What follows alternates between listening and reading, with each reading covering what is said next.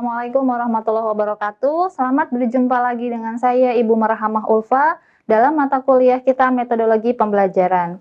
Mahasiswa Universitas Teknokrat Indonesia yang saya banggakan, pada hari ini kita akan membahas terkait materi model pembelajaran Problem Based Learning. Pada materi ini, kita akan membahas terkait beberapa hal. Yang pertama, yaitu definisi Problem Based Learning itu sendiri. Kemudian yang kedua, ada tujuan dari Problem Based Learning ini. Dalam hal ini, agar lebih mudah memudahkan kita dalam pengucapannya, maka kedepannya Problem Based Learning ini saya singkat menjadi PBL. Materi perkuliahan yang ketiga yaitu adalah tahapan dari PBL, dan yang keempat adalah kekurangan dan kelebihannya. Yang pertama kita bahas adalah terkait definisi. Sebelum membahas definisi, ada ilustrasi gambar yang saya berikan, yaitu perbedaan antara tradisional pembelajaran atau pembelajaran tradisional dan yang kedua dengan Problem Based Learning. Yang pertama, pembelajaran tradisional itu adalah pembelajaran yang terpusat kepada guru. Jadi dalam gambar yang saya berikan, siswa itu duduk, kemudian gurunya menjelaskan, sehingga kebanyakan proses pembelajaran itu memang benar terpusat kepada guru. Kemudian, untuk pembelajaran Problem Based Learning ini sendiri, pembelajaran tidak terpusat kepada guru. Kenapa? Karena memang siswa itu dibentuk ke dalam kelompok, sehingga siswa ini berdiskusi sendiri dalam kelompoknya. Kemudian, dalam Problem Based Learning ini, guru tidak serta-merta secara langsung memberikan materi pembelajaran. Guru hanya bertugas sebagai fasilitator saja. Berikutnya yang kita bahas adalah definisi dari Problem Based Learning. Ada 3 pendapat atau 3 ahli yang memberikan pendapatnya mengenai definisi Problem Based Learning. Yang pertama yaitu Dutch. Di tahun 1995, beliau ini adalah penemu dari Problem Based Learning. Makanya pendapatnya beliau ini sudah cukup lama ya, yang kemudian pendapatnya ini diperbarui sehingga sesuai dengan kurikulum tahun 2013 sesuai dengan kurikulum kita. Nah, Dutch ini memberikan pendapatnya bahwa metode PBL ini merupakan metode pengajaran yang bercirikan adanya permasalahan yang nyata, memang bersumber pada masalah yang nyata sebagai konteks untuk para peserta didik belajar. Baik itu belajar, berpikir kritis, dan keterampilan pemecahan masalah, dan memperoleh pengetahuan, sehingga siswa memperoleh pengetahuan memang berdasarkan masalah. Itu menurut Dutch. Kemudian yang kedua yaitu Kamdi. Di tahun 2007, Kamdi ini mendefinisikan bahwa PBL ini merupakan model pembelajaran, model kurikulum yang berhubungan dengan masalah dalam dunia nyata siswa. Jadi masih sesuai ya antara yang pertama dengan yang kedua. Kemudian yang ketiga ini ada Aris Siomin. Aris Siomin di tahun 2014.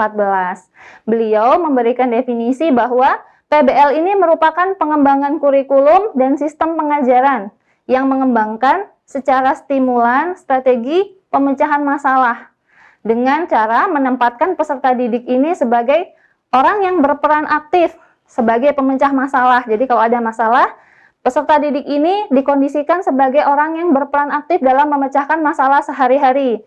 Jelas masalah sehari-hari ini memang tidak terstruktur ya, karena memang masalah yang datang belum tentu bisa kita prediksi.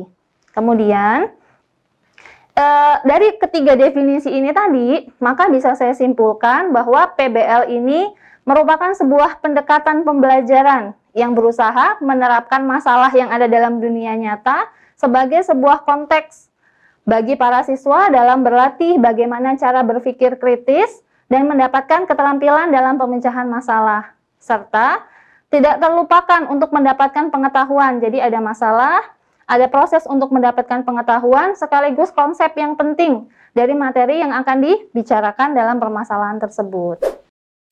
Berikutnya, ada beberapa ciri-ciri dari Problem Based Learning. Ada 4 ciri-ciri.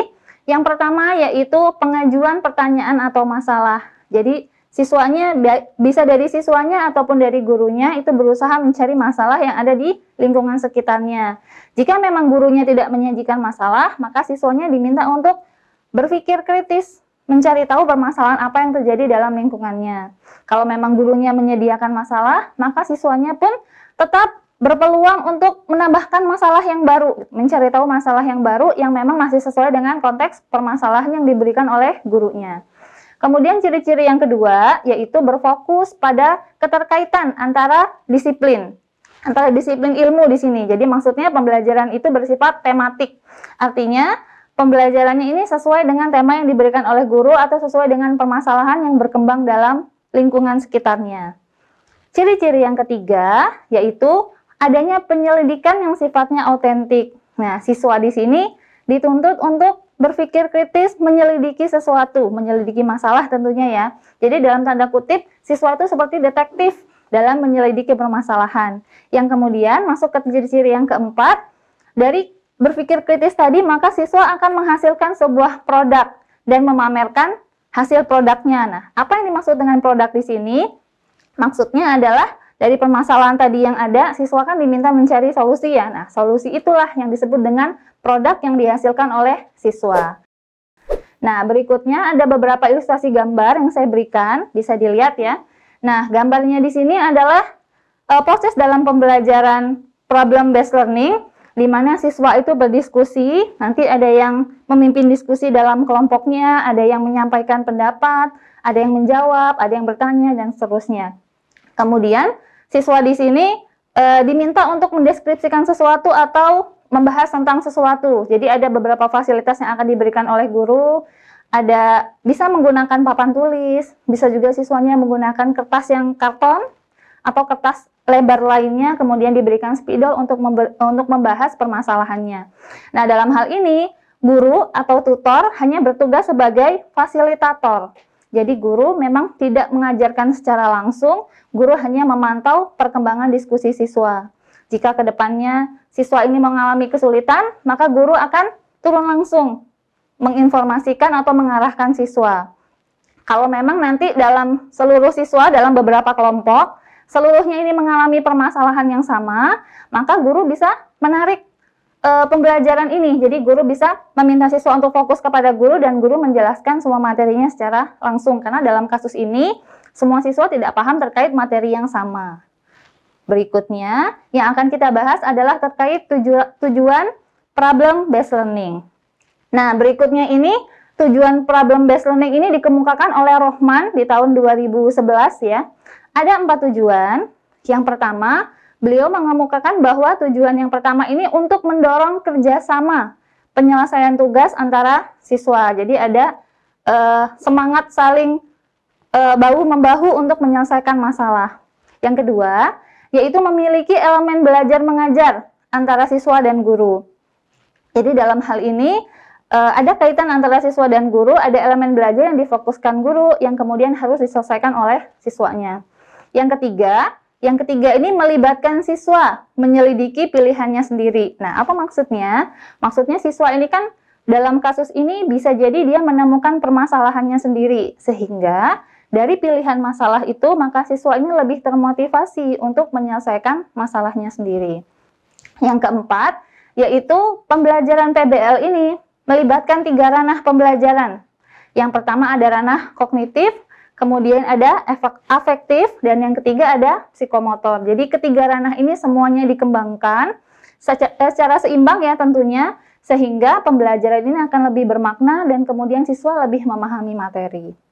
Berikutnya, ada beberapa tahapan dari PBL. Nah, tahapan dari PBL ini yang akan kita laksanakan dari awal sampai akhir. Ada 5 tahapan. Yang pertama yaitu orientasi peserta didik terhadap masalah. Jadi memang peserta didik itu harus dikenalkan terhadap masalah yang ada. Biasanya guru membimbing siswa di awal, mengenalkan masalah, kemudian mengarahkan siswanya. Tahapan yang kedua yaitu mengorganisasikan peserta didik. Jadi peserta didik dikondisikan dalam kelompoknya, kemudian diarahkan bahwa ada yang bertugas memimpin diskusi, kemudian ada yang bertugas dan bertanggung jawab terhadap berjalannya diskusi, dan seterusnya. Yang ketiga, yaitu adanya bimbingan, penyelidikan individu maupun kelompok. Jadi guru memang fokusnya hanya membimbing tadi ya, ketika tidak ada pertanyaan, ketika siswanya bisa melaksanakan pembelajaran dengan baik, maka gurunya hanya melihat saja. Tapi kalau kedepannya siswa mengalami kesulitan, gurulah yang akan menjelaskan dan membimbing dalam kelompok. Kemudian tahapan yang keempat, yaitu mengembangkan dan menyajikan hasil karya. Jadi siswa yang telah selesai berdiskusi, kemudian dipilih 1 atau 2 kelompok yang nanti ke depannya akan menyajikan hasil diskusinya, menyajikan hasil karyanya di depan kelas, kemudian dilihat oleh teman-temannya yang lain. Tahapan yang kelima yaitu adanya analisis. Guru menganalisis dan mengevaluasi proses pemecahan masalah. Jadi pemecahan masalah yang diberikan oleh siswa, ketika siswa tadi sudah maju ke depan kelas, maka dievaluasi bersama, baik oleh guru maupun oleh teman-temannya yang lain.